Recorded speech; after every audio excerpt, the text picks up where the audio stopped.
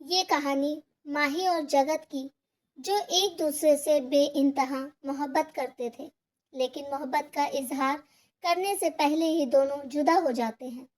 आज माही बदनाम गली की शान है और जगत उसका ग्राहक। आखिर क्या मजबूरी रही होगी माही की। तो आइए जानते हैं इन दोनों की जुदाई और फिर सालों बाद मिलन की एक दर्द भरी कहानी।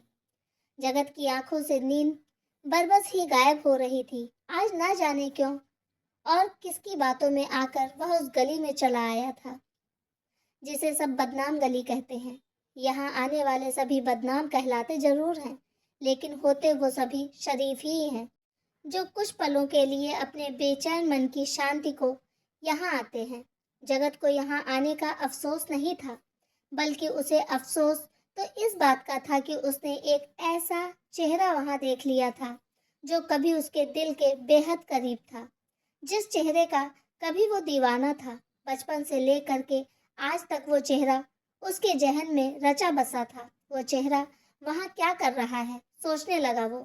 उस जगह पर एक औरत का मिलना सिर्फ उसकी मजबूरी दर्शाता है, तो क्या वाकई वह इतनी मजबूर थी कि उसे इस गली का सहारा लेना पड़ रहा था, या फिर कोई और बात। जगत अपने दिमाग पर जोर डाल रहा था। जाना पहचाना सा चेहरा था वो। वह कोशिश कर रहा था उस चेहरे को समझने की, लेकिन समझ नहीं पा रहा था। उसे महसूस हो रहा था कि वो जो भी है उसके करीब है, उसके दिल के बहुत करीब, बहुत ही। रात भर वो परेशान रहा, अपने दिमाग पर जोर डालता रहा कि वह चेहरा कौन है, लेकिन वो नाकाम था। शायद उस चेहरे और उसके दरमिया समय का बड़ा अंतर बीत चुका था, जिसने उसकी सोच को निष्क्रिय कर दिया था। अगले दिन अब उसे जानबूझकर उस गली में जाना था, सिर्फ इस बात को जानने के लिए वो चेहरा आखिर है कौन, और है तो वहाँ क्यों। रात के 9 बज रहे थे। जगत ने खाना खाया और एक बार फिर उसी गली का रुख कर लिया। उस गली में बहुत भीड़ थी। शराब के नशे में धुत लोग और दिल के टूटे हुए कुछ शहजादे उस गली में अपना इलाज ढूंढने का भरसक प्रयास कर रहे थे। गली में छज्जे के ऊपर सज धज कर सुंदर सुंदर रूप धरे कुछ जवान, कुछ अधेड़ और कुछ बहुत कम उम्र की बालाएं अपने ग्राहकों को लुभाने का प्रयास कर रही थी। उनके चेहरे पर प्राकृतिक सुंदरता के नाम पर बहुत कुछ नहीं था, लेकिन क्रीम पाउडर और सौंदर्य प्रसाधन उनके चेहरों को आकर्षक जरूर बना रहे थे। नीचे घूमते गिद्ध की भांति ऊपर को ताड़ते उन ग्राहकों का क्या। उन्हें चेहरों से कुछ ज्यादा मतलब था भी नहीं, उनका मकसद कुछ हटकर ही था। जगत आज उसी भीड़ का हिस्सा था। उसे भी छज्जों से लड़कियों के इशारे मिल रहे थे, साथ ही अश्लील सी टिप्पणियां भी, जिसे सुनना उसके लिए शर्मनाक था। लेकिन यहाँ आने का उसका अलग ही मकसद था। उन लड़कियों से खेलना नहीं, बल्कि उस चेहरे को खोजना जो चेहरा उसके काफी निकट था। 2-3 घंटे उस गली में विचरण करने के बाद भी जगत खाली हाथ था। उसे आज भी उस चेहरे के दीदार नहीं हुए थे। कल वो चेहरा उसे कई बार दिखा था, जब वह उसे देखने की कोशिश नहीं कर रहा था, लेकिन आज जब उसे देखने की भरपूर कोशिश की थी, तो वह चेहरा नदारद था। कहीं मेरा भ्रम तो नहीं था, जगत सोचने लगा। कभी कभी ऐसा भी होता है कि कोई एक परिकल्पना दिमाग पर हावी रहती है, जो कभी जीवन में बीती हुई है और यदा कदा सामने स्पष्ट या अस्पष्ट दिखने भी लगती है। ऐसा नहीं हो सकता। मैंने उसे काफी देर तक देखा था, उसकी मुस्कुराहट को महसूस किया था, उसके चेहरे को पढ़ा भी, इसलिए ये मेरा भ्रम तो नहीं ही था। जगत सोचने लगा। कोई बात नहीं, कभी तो मिलेगी, सोचकर कि जगत उस गली से वापस मुड़ लिया। गली के खत्म होते होते भी कम से कम 5 से 7 बालाओं ने उसे अपने पास बुलाने का असफल प्रयास अवश्य किया था, लेकिन जगत का उद्देश्य स्पष्ट था। अगले दिन एक बार फिर वो समय से पहले ही उस गली की तरफ चल दिया। अभी भीड़ भाड़ कम ही थी, लोगों का आना जाना अभी शुरू हुआ ही था। गली में अभी सजी धजी लड़कियों की आवाजाही भी कम ही थी, क्योंकि वह तो ग्राहकों के साथ ही बढ़ती है ना। और अभी ग्राहक कम ही थे, तो वह भी अपने को तैयार करने में मशगूल थी। जैसे जैसे समय बीतता जा रहा था, ग्राहक बढ़ते जा रहे थे और साथ ही लड़कियां भी अपने फुल मेकअप के साथ छत पर आना शुरू हो चुकी थी। उल्टे सीधे इशारे और अश्लील टिप्पणियों के साथ वो बाजार एक बार फिर से गर्म हो चुका था। जगत की आंखें हर एक औरत को पढ़ रही थी। वह उन चेहरों में से मात्र अपने चेहरे को ढूंढने की कोशिश कर रहा था। उसका मन, मस्तिष्क अभी भी उस चेहरे के बारे में ही सोच रहा था। उसे महसूस हो रहा था कि वह चेहरा उसके साथ काफी समय तक रहा है। जगत के हाथ आज भी खाली ही थे। अब उसे वापस जाना था। जैसे ही वापसी के लिए वो मुड़ा ही था कि अचानक से उसकी निगाहों ने उससे कहा, कुछ तो दिखा है, जाना पहचाना सा। शायद आंखों ने एक झलक देखी थी उस चेहरे की जिसे जगत देखना चाहता था। अचानक से जगत पुनः पीछे को मुड़ा। सरसरी निगाह से उसने सारे छज्जों की तरफ देखा। दूर एक छज्जे पर उसे उस चेहरे की झलक दिखाई दी। वह चेहरा खिलखिला रहा था। बहुत आकर्षक था वो, बहुत खूबसूरत भी। उसके चेहरे पर जो रंग और रूप छलक रहा था वह प्राकृतिक था। उसमें किसी भी तरह के सौंदर्य प्रसाधन का हाथ नहीं था। उसी छज्जे के नीचे ग्राहकों की एक बड़ी भीड़ खड़ी थी। शायद सभी उस खास चेहरे के दीवाने थे। एक झलक पाने को बेचैन थे। उस चेहरे की कीमत कुछ ज्यादा ही थी। वही ऐसा चेहरा था जो किसी की तरफ मुखातिब ना था, बल्कि सभी उसकी तरफ ललचाई नजरों से देख रहे थे। उसे देखते ही जगत तेज कदमों से उसकी तरफ भाग चला। कौन थी वो? उस चेहरे से जगत इतना परेशान क्यों था? वो चेहरा इस बदनाम गली में क्यों था? ग्राहकों की भीड़ को चीरता हुआ जगत तेज कदमों से उस छज्जे की तरफ बढ़ चला, जहां कुछ ज्यादा ही भीड़ खड़ी थी। एक आकर्षक चेहरा सबको लुभा रहा था। लोग उसके दीवाने थे। कितना भी पैसा उस पर लुटाने को बेताब थे, लेकिन वो चेहरा ऐसे किसी को नहीं मिलने वाला था। उसके लिए एक अच्छा अमाउंट देना होता था। बावजूद इसके लॉटरी भी निकाली जाती थी। पहले पैसा और उसके बाद लॉटरी। जिस किसी किस्मत वाले का नाम आता था वह उस चेहरे के साथ अपनी किस्मत आजमाता था। शायद इसीलिए एक बड़ी भीड़ जमा थी वहां। लोग अपनी किस्मत आजमा रहे थे। जगत थोड़ी देर में ही उस जगह पर पहुंच गया। उसने भी उचक उचक कर उस चेहरे की तरफ देखने की कोशिश की। उसे हालांकि उस चेहरे के लिए अन्य ग्राहकों की तरह का कोई क्रेज नहीं था, बल्कि उसे उस चेहरे में कुछ और ही देखना था। शायद वो जिसके लिए वह इस बदनाम गली में बार बार आ रहा था। यकायक तेज रोशनी के साथ वह चेहरा जगत की आंखों से टकराया। Oh no! ये तो, जगत ने दिमाग पर जोर डाला, ये तो माही है। हाँ, माही ही है। दिमाग ने एक बार फिर से उसे दस्तक दी। शायद अभी तक जिन प्रश्नों के उत्तर जगत नहीं पा सका था, अचानक से उसे उन प्रश्नों के उत्तर मिलने शुरू हो गए। अभी कुछ समय पहले तक वह चेहरा उसके लिए जाना पहचाना जरूर था, लेकिन उसका उससे क्या रिश्ता है, उसे इतना परेशान कर रहा था। कई सारे प्रश्न जगत के जहन में कौंध रहे थे, लेकिन अब नहीं। जैसे ही वो चेहरा उसकी आंखों से दोबारा टकराया, जगत के सामने पुराना अतीत घूम गया। यह करीब 20 साल पहले की बात थी। एक छोटे से कस्बे में जगत अपने माँ बाप के साथ रहता था। छोटा सा मोहल्ला था जहाँ लोग आपस में मिलजुल कर रहते थे। त्योहारों में एक दूसरे के घर आना जाना, तकलीफों में एक दूसरे के काम आना और खुशी में एक दूसरे के समक्ष शरीक होना, यह उस मोहल्ले की खास बातें थी। कुछ लोग एक ही जाति बिरादरी के थे तो कुछ और लोग भी कुछ एक ही प्रांत के थे तो कुछ अलग। जो एक ही प्रांतों के थे उनमें तो कुछ ज्यादा ही प्रेम भाव था, और साथ ही यदि वह एक ही जाति बिरादरी से थे तो उनके बीच मानो एक रिश्ता सा था। जगत उस वक्त 8 या 9 साल का था और उसके ही बगल में रहती थी माही, जिसकी उम्र थी 6 साल। जगत के माता पिता और माही के माता पिता के बीच काफी अच्छे रिश्ते थे। दोनों परिवार एक दूसरे के साथ काफी घुले मिले थे। दोनों एक दूसरे के सदा काम आते थे। उनके प्रांत एक ही थे, साथ ही एक ही जाति बिरादरी भी। न जाने क्यों एक बार माही के माता पिता ने जगत के माता पिता से एक बात कह दी, क्यों ना माही को तुम्हारे घर की बहू बना दिया जाए। बात छोटी सी थी, लेकिन जगत के छोटे से मस्तिष्क में घर कर गई और शायद माही के छोटे से दिल के कोने में भी कहीं रच बस गई थी। दोनों समय के साथ साथ बढ़ने लगे थे और दोनों के दिलों में यह बात भी समय के साथ साथ जमा हो रही थी। किशोरावस्था की दहलीज में आते आते वह दोनों इस बात को समझ चुके थे कि दोनों के माता पिता ने उनको एक करने का वचन दिया है। इतनी बात तो अब दोनों समझने ही लगे थे और इसी समझ से उन दोनों के बीच एक प्रेम का अंकुर पनप चुका था। हालांकि दोनों ने इस बात का आपस में कभी जिक्र नहीं किया, लेकिन दोनों जब भी एक दूसरे को देखते थे उनके बीच जो अनछुई कशिश होती थी उसमें प्रेम था। किसी अनजान से रिश्ते के साथ दोनों जवानी की दहलीज पर अब आ चुके थे।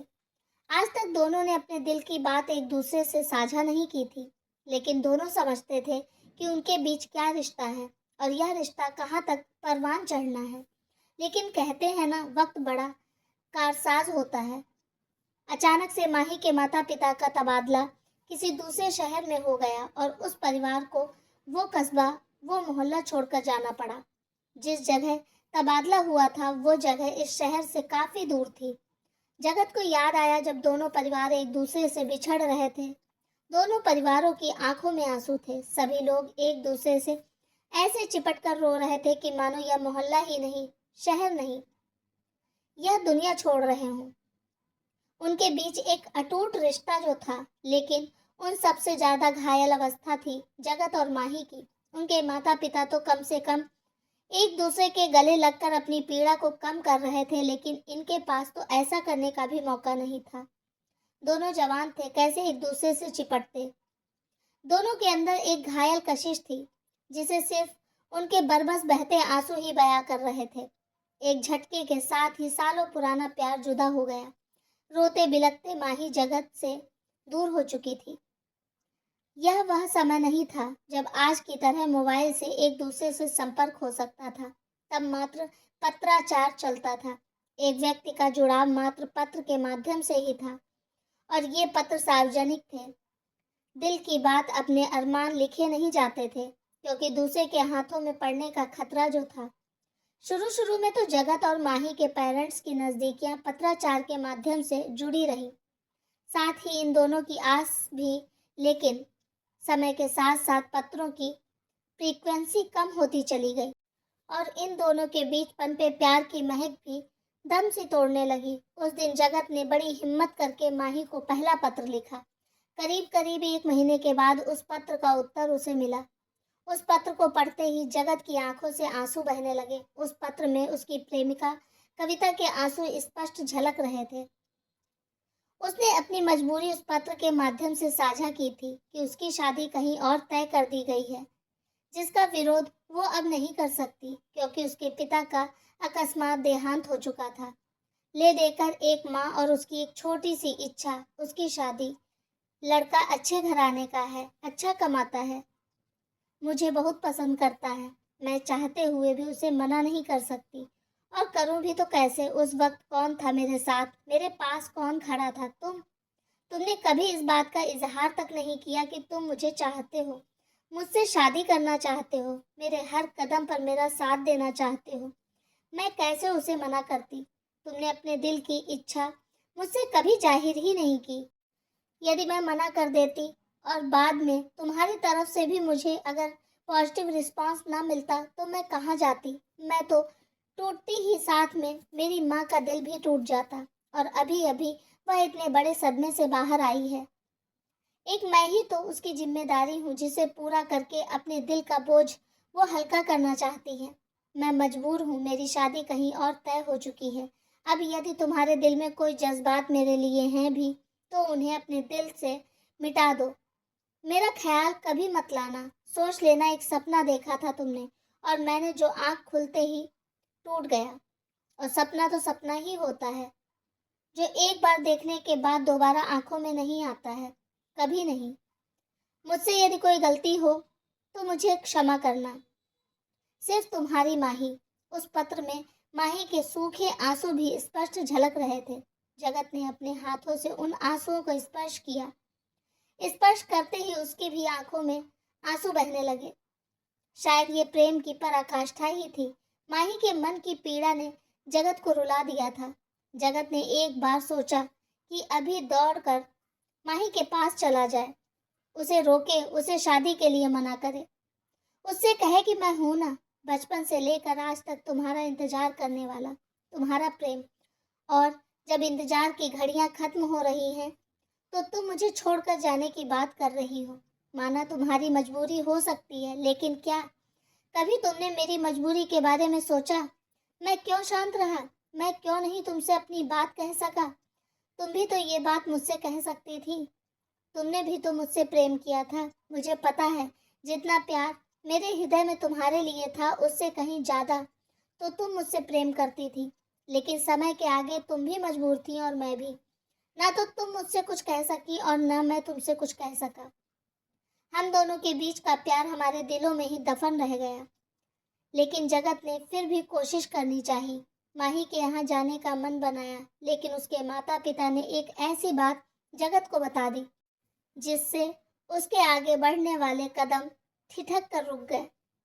उसे पता चला माही का होने वाला पति कई समय से उसके परिवार का पूरा खर्चा उठा रहा है। उसके दुख की उस घड़ी में जब माही के आसपास कोई भी नहीं था, सिर्फ वह व्यक्ति उसका सहारा बन के खड़ा था। उसने पूरे परिवार को उस वक्त आसरा दिया जब वो लगभग बेसहारा थे। माही अब ना चाहते हुए भी उसके साथ जाने को मजबूर हो चुकी होगी, क्योंकि उसके एहसानों के तले वो दब चुकी है। उसके पिता के मरने पर जो कुछ भी अंतिम क्रियाएं थीं, उस व्यक्ति ने ही उन्हें अंतिम रूप दिया और उसके बाद उसके पूरे परिवार का बनकर वो व्यक्ति ही खड़ा मिला। अब सोचने की बारी जगत की थी। एक भले मानुष की जिंदगी में अचानक से हलचल पैदा करना शायद जगत को नागवार गुजर रहा था। शायद ये उसकी परीक्षा की घड़ी थी जिसमें वह असफल नहीं होना चाहता था। आगे बढ़ने वाले उसके कदम यकायक से रुक गए। उसने अपने सीने पर पत्थर रख लिया। अपने बचपन के प्यार को उसने कुर्बान कर दिया। अब एक खूबसूरत सपने के साथ ही उसे जीना था। वो फैसला ले चुका था। इस पत्र के बाद उसकी और माही की कभी कोई बातचीत न हुई और इस बात को भी करीब 10 साल बीत चुके थे। उसकी यादों में माही थी, लेकिन उसका चेहरा नहीं। जगत ने भी अभी तक शादी नहीं की थी। शायद उसके बचपन का वो वाकया आज भी उसके दिलो दिमाग में ताजा था।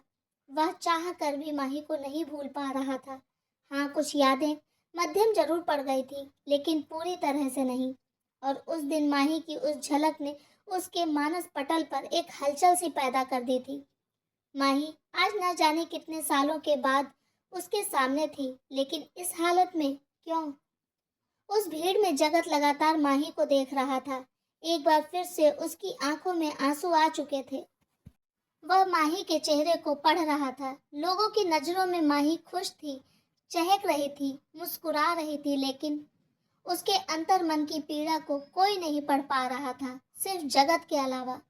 जगत काफी देर तक माही को देखता रहा और मन ही मन अपने से प्रश्न करता रहा, क्या मेरे प्रेम का यह हश्र होना था? क्या गलत हुआ है माही के साथ?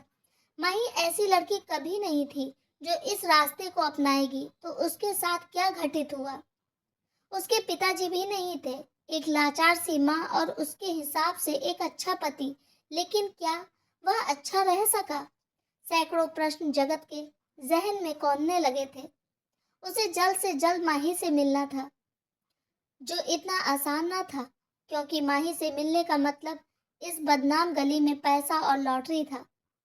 यहाँ पर व्यक्तिगत संबंधों का कोई मोल नहीं था, भावनाओं का इस जगह पर कोई स्थान नहीं था, और प्रेम तो यहाँ से कोसों दूर था।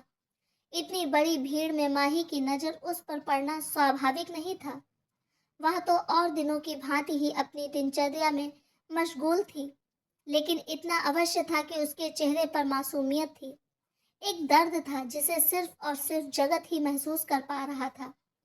उस जगह पर कुछ ज्यादा ही भीड़ थी। लोग दीवाने पागलों की भांति माही को निहार रहे थे। गिद्ध की भांति उनकी गंदी नजरें माही के जिस्म पर थी। ऐसे में जगत ने वहां रुकना उचित न समझा और वह उल्टे कदमों से अपने घर पर वापस आ गया। अब उसे इस बात पर विचार करना था कि वह कैसे माही से अकेले में मिल सके और जान सके उसके साथ क्या घटित हुआ है। क्या माही जगत से मिल पाएगी, ये जानने के लिए अगला एपिसोड जानने के लिए मेरे चैनल को सब्सक्राइब करें। कहानी पूरी सुनने के लिए आपका बहुत बहुत धन्यवाद।